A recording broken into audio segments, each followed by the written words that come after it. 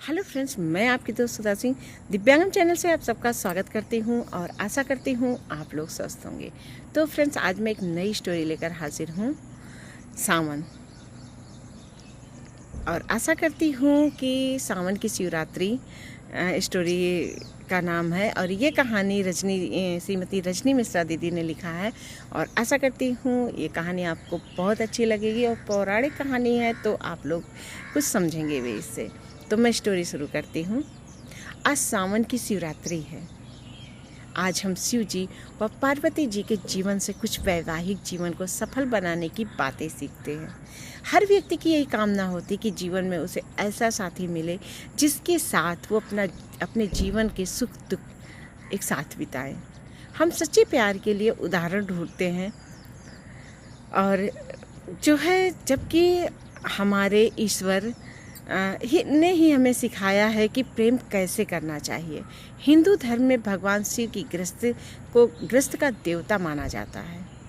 हर लड़की अच्छा पति पाने के लिए भगवान शिव की पूजा करती है और महिलाएं अपने पति की लंबी उम्र के लिए व्रत रखती हैं। शिवरात्रि का पर्व भी इसलिए मनाते हैं कि भगवान शिव को प्रसन्न कर उनके जैसा जीवन साथी प्राप्त हो। आजकल की लड़कियां और उनके माता पिता दोनों ही शादी के वक्त लड़के का बैंक बैलेंस, रुपया पैसा, बंगला, गाड़ी देखते हैं, फिर शादी तय करते हैं।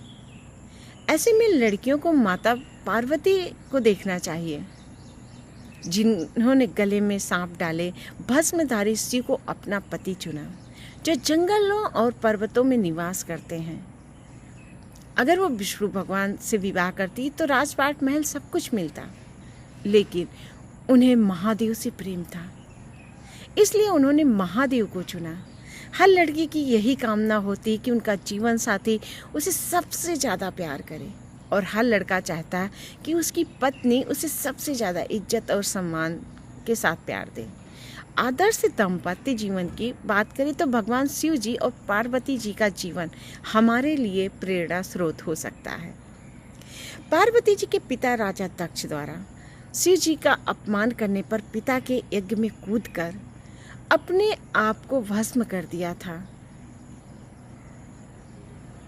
भगवान शिव और माता पार्वती एक दूसरे से प्रेम करते थे, लेकिन उन्हें गंधर्व विवाह न करने से समाज में प्रचलित वैदिक रीति से सभी की सहमति से विधिवत विधि से शादी किया था।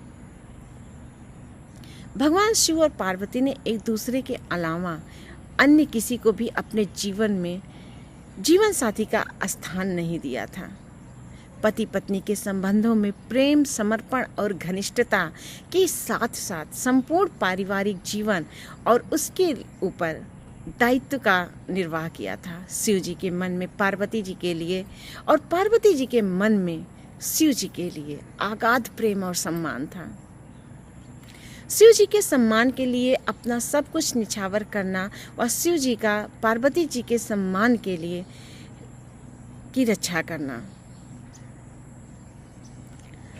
शिव जी महान योगी थे, समाधि और ध्यान में लीन रहते थे, पर पार्वती जी का उनके प्रति प्रेम और समर्पण ही एक योगी का सफल दाम्पत्य जीवन जीना सिखा पाया। आज लोग पारिवारिक जीवन से परेशान होकर योगी, सन्यासी व बैरागी हो जाते हैं, पर यहीं पर पार्वती जी का तप और प्रेम था जो शिव जी के सन्यासी होने के बाद भी सफल पारिवारिक जीवन जी पाए। शिव पार्वती जी एक दूसरे के प्रति निष्ठावान त्यागी होना उन्हें अर्धनारीश्वर बनाता है। एक दूसरे के साथ रह अपनी हर बात को एक दूसरे से साझा करना। शिव जी का पार्वती जी को हर बात ध्यान से सुनना और बहुत अच्छे से कथाओं के माध्यम से उनके सवालों का जवाब देना। पार्वती जी का उनकी बात को ध्यान से सुनना और उन पर चलना। हमारे पुराणों में कहा गया है कि एक महिला को अपने पिता, भाई, पुत्र और पति के साथ ही एकांत में नहीं रहना चाहिए। यदि कहीं रहना पड़े तो इनमें से कोई एक साथ होना चाहिए। शिव पार्वती हमेशा साथ रहते थे। यदि हम भी जितना संभव हो इन बातों को माने और इन पर चलने की कोशिश करें तो दाम्पत्य जीवन, पारिवारिक जीवन के साथ साथ सामाजिक जीवन का भी कितना खूबसूरत, आनंददायक व सामान्य हो जाए। तो फ्रेंड्स, ये रजनी मिश्रा मैम की कहानी है जो कि है ये सावन का सोमवार आजकल लड़कियां करती हैं और शिवरात्रि करती हैं ताकि उन्हें एक अच्छा वर मिल सके। जी हाँ, उन्हें पार्वती माता जैसे पति चाहिए, लेकिन वो पार्वती माता क्या बन पाएंगी? पार्वती माता जब उन्होंने सती का जन्म लिया था, सती के रूप में वो धरती पर आई थी, तो उनके पिता दक्ष ने जब उनके शिव जी को नहीं बुलाया था यज्ञ में, तो पार्वती जी के बहुत रिक्वेस्ट करने पर शिव जी ने उन्हें नहीं जाने के लिए कहा था और वो चली गई थी, जहाँ पर उनके पति का अपमान हुआ और वो वहाँ पर जो अग्निकुंड था, उसी अग्निकुंड में अपने आप को उन्होंने भस्म कर दिया था। तो फ्रेंड्स, एक बात मैं ये भी कहना चाहती हूँ कि अगर आप पति पत्नी हैं तो एक दूसरे का सम्मान ज़रूर करें, एक दूसरे की बातों को ध्यान से सुनें, एक दूसरे की बातों को अपने अंदर समाहित करें। कभी भी एक पत्नी या एक पति अपने परिवार की बुराई के लिए कुछ भी गलत एक दूसरे को सलाह नहीं दे सकता। कहते हैं ना कि अगर आपकी ज़िंदगी में सबसे अच्छा दोस्त कोई हो सकता है तो वो आपका पति या आपकी पत्नी हो सकती है, क्योंकि वो आपको कभी भी गलत रास्ते पे नहीं जाने देगी। तो ये कहानी मैम की बहुत प्यारी है।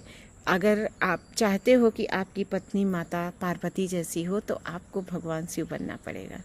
और दूसरी बात, लड़की आजकल शादियाँ लोग करते हैं तो लड़की का बैंक बैलेंस देखते हैं, लड़का कितने उच्च खानदान का है ये सब देखते हैं, लड़का जॉब करता है ये सब देखते हैं। जॉब तो ठीक है, क्योंकि जो है अगर लड़का जॉब नहीं करेगा तो आपकी लड़की को खिलाएगा कहाँ से। लेकिन अब कभी कभी जब आप अपनी लड़की के लिए वर ढूंढने जाते हैं तो पैसा धन दौलत तो सब ये देखते हैं, सब ये पता भी करते हैं, लेकिन आप वहाँ पर ये नहीं पता करते कि लड़के का चरित्र कैसा है, लड़का खाता पीता है या लड़का कुछ गलत आदतों का शिकार तो नहीं है। वो चीज़ें ये होती है, अरे बड़े घर का लड़का है तो ये ड्रिंक वगैरह करना नॉर्मल सी बात है, पर नहीं, ये सब नॉर्मल बात नहीं होती। यही बातें आगे चलकर आपकी लड़की के लिए दुखदाई होती हैं। रही बात भगवान शिव के जैसे पति का, तो माता पार्वती ने उनका बैंक बैलेंस नहीं देखा था। वो एक तपस्वी थे और उन्हें मन से चाहा था, और अपने पूरे समाज, प्रेम करना गलत नहीं है, माता पार्वती ने भी प्रेम किया था, लेकिन शादी उन्होंने अपने माता पिता की सहमति से की थी। तो फ्रेंड्स, आजकल लड़कियां लड़के प्रेम करते हैं और शादी के पहले उनका गलत रिश्ता बनता है, जिसकी वजह से प्रेम जैसा शब्द भी आजकल गलत निगाहों से देखा जाता है। आजकल का प्रेम सही पूछो तो मुझे नहीं लगता कि वो प्रेम होता है, क्योंकि प्रेम कभी भी वासना का भूखा नहीं होता। तो फ्रेंड्स, मैं आगे और क्या बोलूं। अगर आप लोगों को ये कहानी पसंद आती है तो please like comment and share कीजिएगा और मैम की कहानी को ढेर सारा प्यार दीजिएगा। इसी के साथ मैं फिर मिलती हूँ एक नई कहानी के साथ, एक नई जोश के साथ। तब तक के लिए नमस्कार।